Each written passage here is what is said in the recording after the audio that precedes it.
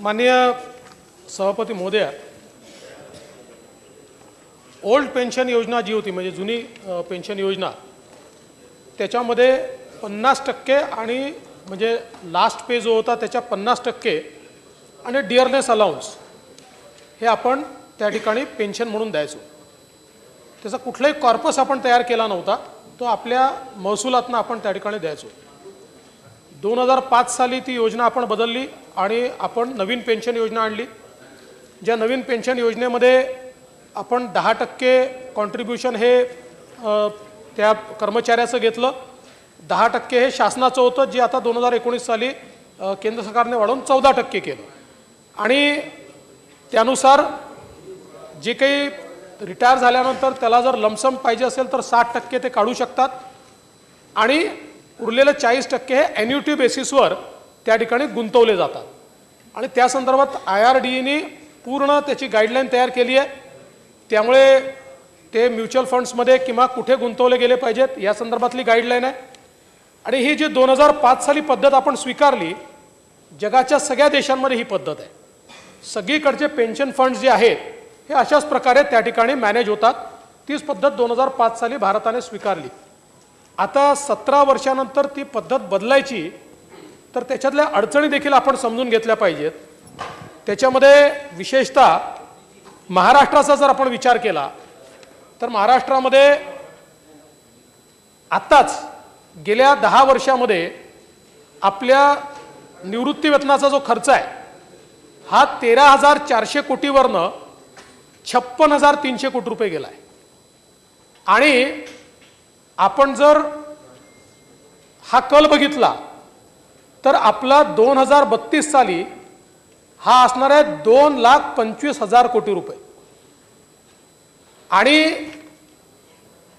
आपल्याला केवळ निवृत्ती वेतनावर साधारणपणे 1 ते 1.25 लाख कोटी रुपये हे अधिकचे या ठिकाणी द्यावे लागणार आहे। असं आहे, कर्मचाऱ्यांना कोणालाही वाटतं सिक्युरिटी असली पाहिजे, आपण सगळे त्यांच्या बाजूने आहोत आणि कुठल्या सरकारला वाटणार नाही की आपले कर्मचारी खुश असावे, पण शेवटी राज्य चालवायचं आहे। आपण ज्याचा उल्लेख केला छत्तीसगड, मी परवा माननीय केंद्रीय अर्थमंत्र्यांच्या बैठकीत होतो। त्या बैठकीमध्ये छत्तीसगडच्या मुख्यमंत्र्यांनी काय मागणी केली? त्यांनी मागणी अशी केली की आम्ही जुनी पेन्शन योजना लागू केली आहे, त्यामुळे केंद्र सरकारने आम्हाला पैसे द्यावे। त्या बैठकीत त्यांनी मागणी केली। आता केंद्र सरकार त्यांना कुठनं पैसे देणार आहे? त्याच्यामुळे आत्ता ज्या 4-3 राज्यांनी घोषित केलं आहे, दोन्ही निर्णय केला, एकाचा निर्णय व्हायचा आहे, या दोन्ही राज्यांमध्ये जुनी पेन्शन योजना अद्याप लागू झालेली नाही।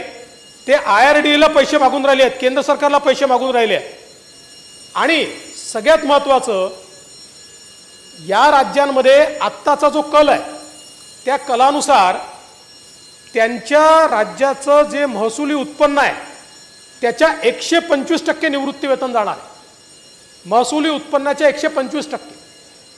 त्यामुळे ती राज्य चालू शकतील। म्हणजे आपण एखादा निर्णय, पण शेवटी जसे 17 लाख कर्मचारी आपल्याकरता महत्त्वाचे आहेतच, ते महत्त्वाचे, ते आपल्याकरता दिवस रात्र काम करतात, तसेच उर्वरित 12 कोटी लोक जे आहेत तेही महत्त्वाचे आहेत। आजच आपल्या राज्याची परिस्थिती काय आहे? आपण महसुली तुटीत आहोत आणि आपण इन्फ्रास्ट्रक्चरवर म्हणजे कॅपिटल इन्व्हेस्टमेंटवर एकही पैसा जर खर्च करतो, एकही पैसा, तर तो सगळा पैसा आपण कर्ज घेऊन खर्च करतो।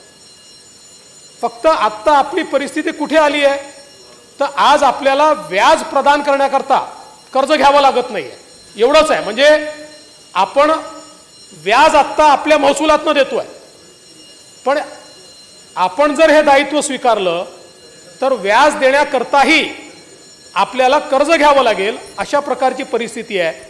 आणि म्हणून या संदर्भात खूप साकल्याने विचार करण्याची गरज आहे। हे काही आणि म्हणून आपल्यालाही कल्पना असेल, हा प्रस्ताव मागे जेव्हा माननीय उद्धव ठाकरेजींचं सरकार होतं त्याही वेळेस आला होता आणि त्यावेळेस त्याच्यावर चर्चा झाली आणि त्याही वेळेस माननीय अजितदादांनी हे सांगितलं होतं की जवळजवळ 1 लाख 1.25 लाख कोटीचं दायित्व ॲडिशनल पडतं आहे जे आपण सोसू शकणार नाही। म्हणजे काय होईल त्याने कदाचित वर्ष 2 वर्ष चालेल, कारण तेवढे रिसोर्सेस असतात, पण 2 वर्षानंतर राज्याची स्थिती अशी होईल की आपल्याला व्याज द्यायलाही कर्ज घ्यावं लागेल, निवृत्तीवेतन द्यायलाही कर्ज घ्यावं लागेल. आणि म्हणून या संदर्भात मला असं वाटतं की थोडं आपण सगळ्यांनी, भावना महत्त्वाची आहे, तो कोई विषय नाही आहे. उद्या आमची भावना असेल की आपल्या कर्मचाऱ्यांना दिलं पाहिजे, पण वस्तुस्थितीचं भान हे आपल्याला ठेवण्याची गरज आहे. आणि म्हणून आत्ता तरी सरकारने या संदर्भातला कुठलाही पॉझिटिव्ह निर्णय घेतलेला नाही किंवा सरकारने या संदर्भात कुठलाही प्रस्ताव नव्याने तयार केलेला नाही. आम्ही याचा अजून पाहतोय, विचार करतोय, अजूनही याच्यावर अभ्यास करतोय. योग्य अभ्यासाअंती पुन्हा एकदा आपल्याशी आम्ही या संदर्भात चर्चा करू.